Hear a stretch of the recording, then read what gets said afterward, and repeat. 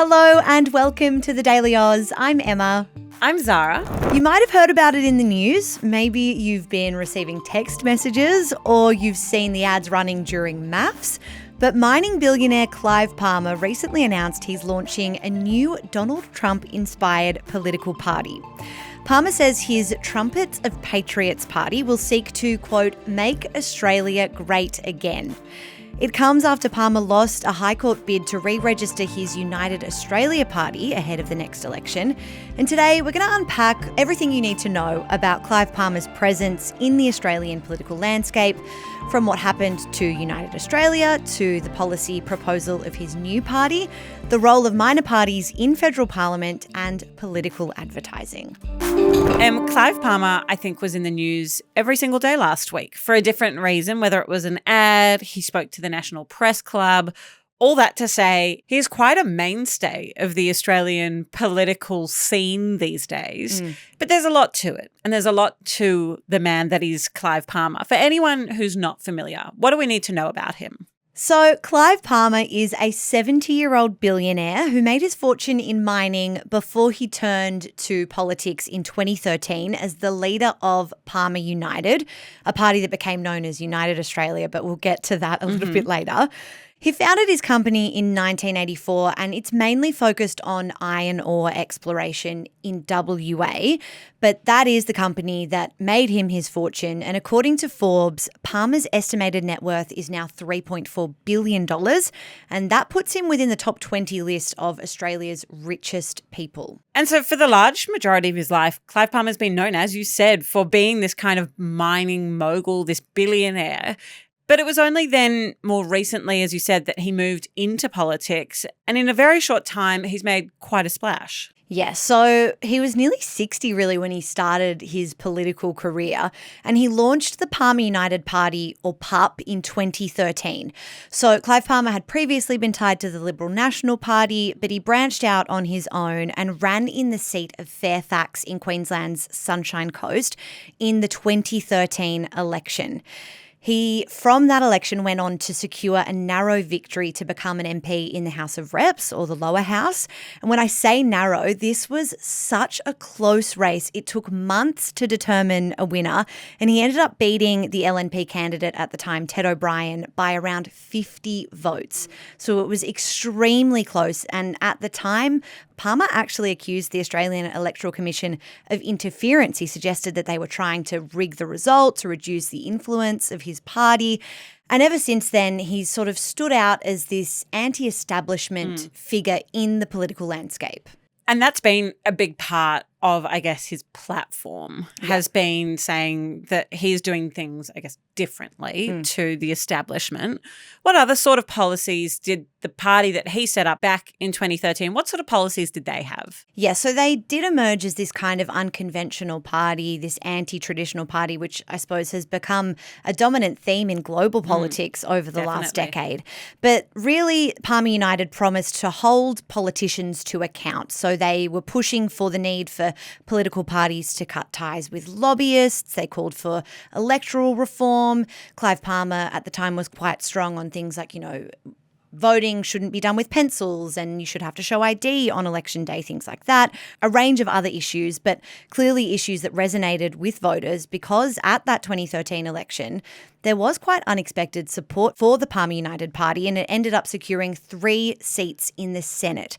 So we had Glenn Lazarus from Queensland, Jackie Lambie from Tasmania. I think a lot of people forget that that's how Jackie Lambie started off. Yes, I think so too. Yeah. And then there was another senator in Western Australia elected for Palmer United Party. And so that gave the party, a pretty significant presence in Parliament. I think that what you're saying goes to one of the more interesting elements of our political system, which is this power that minor parties, especially and independents, can have in the Senate. The fact that this at the time, very new party had 3 senators elected at the 2013 election. That is quite a unique characteristic of our Senate, right? Yes, exactly. And a quick refresher, senators are elected for 6-year terms, so only half are up for re-election each term. But you're right, Zara, anti-establishment kind of sentiment might not be as disruptive in the lower house if you have one MP. But we have seen shifts from minor parties like Palmer United or United Australia, like Pauline Hanson's One Nation in the Senate over recent elections. And it all has to do with some very complicated electoral system details and some relatively recent changes to how preferences work. We won't get into all of it today, but the core of what you need to know is that minor parties and independents are more common in the Senate because the voting system makes it easier to get elected with a smaller number of votes. And we have seen an uptick in support for minor parties in the Senate over recent years, and that culminated in record support for minor parties at the 2022 election, the last federal election. So for the first time then, minor parties and independents received more votes combined than both major parties. And I think that tells us a lot about voting trends more broadly and a lot about how the Senate looks today. And you're talking there of the 2022 election, and I do want to bring this back to Clive Palmer and then to the 2022 election, because anyone with a mobile phone heard from Clive Palmer at the 2022 election. Yeah. Lots of unsolicited text messages. How did his party perform then? Well, a lot changed between his party first emerging in the 2013 federal election. You know, obviously there was a name change to United Australia. Jackie Lambie, who we spoke about before, left to form her own party. And by 2022, support had shifted. In that election, 3.5% of voters put UAP first in the Senate and 4% put UAP candidates first in the lower house. But it ultimately only secured one seat, and that was in the Senate with Ralph Babbitt, a Victorian senator. Craig Kelly, who was the former Liberal MP and a UAP party leader, lost his seat, and Clive Palmer, who ran for a Senate seat in Queensland, also lost. Now, that was after the party had kind of become more known for its stance against vaccinations, its more controversial COVID-19 policies, and that obviously didn't pay off, or it didn't yield kind of positive results. When you say pay off, that's a really interesting thing, because what was spoken about so much was how much money was spent by UAP to secure that single seat. Yes. And it's interesting to talk about or think about the contrast of the new approach, or if it's the old approach that we're seeing with the new Clive Palmer party, which we will get to in a sec. But before then, we need to talk about registration and the United Australia Party, because later in 2022, after that election, the Electoral Commission published a notice that the UAP was deregistered on the 8th of September 2022. Now, that sole UAP senator, Ralph Babbitt, was questioned by a Nine journalist at the time, and he said that deregistration was a cost-cutting exercise to save on administration expenses between elections, and he said the party wasn't going anywhere. It's staying right where it is. The UAP is here forever, he said. Clive Palmer then also confirmed that the move to deregister was about administration, it was about costs, and he indicated that the UAP would re-register for the 2025 election.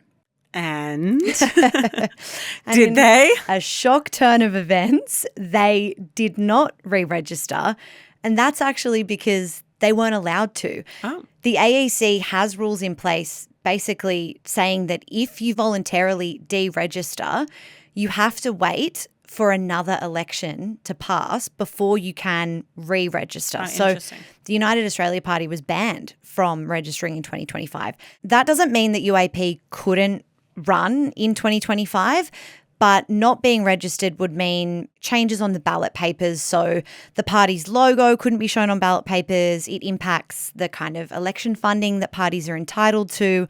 So ultimately, United Australia decided that it could still run, but it wouldn't. Clive Palmer lost a bid in the High Court to re-register ahead of the next election. And ultimately, he decided to launch a whole new political party under a new name going into 2025. And that brings us to the Trumpet of Patriots party. I saw Clive Palmer in a press conference the other day have a slip of the tongue and say just Trump's party, and then have to correct himself, and had a little bit of a chuckle. But there are some glaring similarities between the Trumpet of Patriots party and the current US president. Mm-hmm. What do we know about Clive Palmer's party? Hi, I'm Ola. And I'm Elliot. We're the two-person team behind everything video and audio here at the Daily Aus. If you want to help us grow so we can deliver more of the content that you love, be sure to hit subscribe. Now let's get back to the video.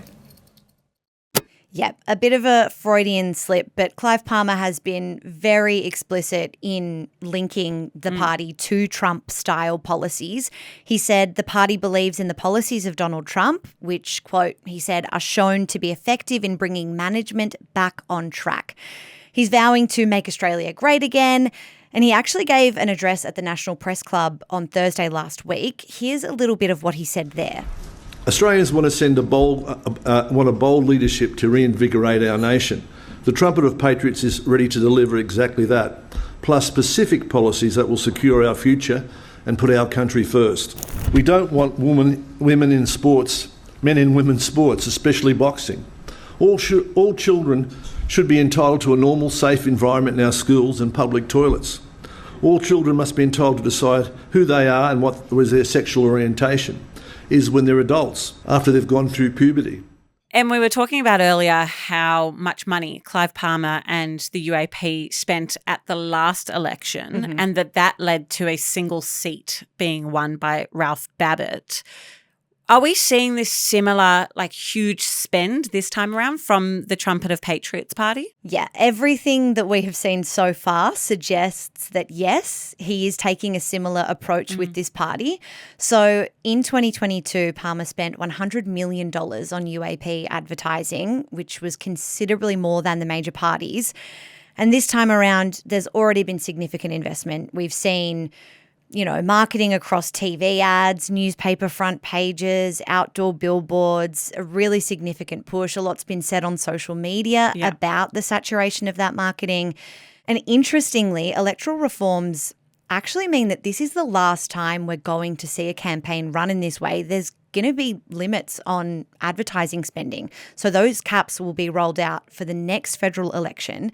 And Clive Palmer kind of does appear to be, going all out to platform his party's conservative stance while he can spend that money. So that stance involves a lot of advertising about its policies on gender, immigration, First Nations recognition through all this marketing. Yeah, and I saw last week that some regional newspapers issued apologies after they ran certain ads by Clive Palmer's party. Yeah, just this week we've had 9 newspapers kind of coming out and defending or explaining their decision to run that advertising. I think it costs about $20,000 for those front page ads. But The Age, I believe, had a front page splash with a Palmer Trumpet for Patriots ad, but then it also had an editorial that was very scathing on the policies of the party. I believe the term "wart" was used in the language to describe some of the policies. Yeah. Modern media. Yeah, modern media. Super interesting. I am curious though, Em, we have spent a whole podcast talking about the impact of someone like Clive Palmer on our political system, and it can't be underestimated, just at least the kind of sheer volume of the advertising and the messaging. But I am really keen to just drill down into the actual politics of it. Is Clive Palmer expected to actually have a return on his investment and to have anyone win a seat at this election? Well, that is the $100 million question, isn't it? According to the latest YouGov polling data, around 1% of Australians indicated support for the party.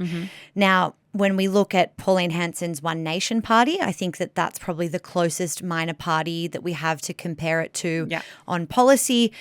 That has 7.5% support. So a big difference. Significantly ahead, and 9% support for independents. So this Palmer party is positioning itself as a key player in the future government despite those lower numbers. And I think this is an interesting argument that it's putting forward, because there is a lot of conversation about a hung parliament being more likely this time around.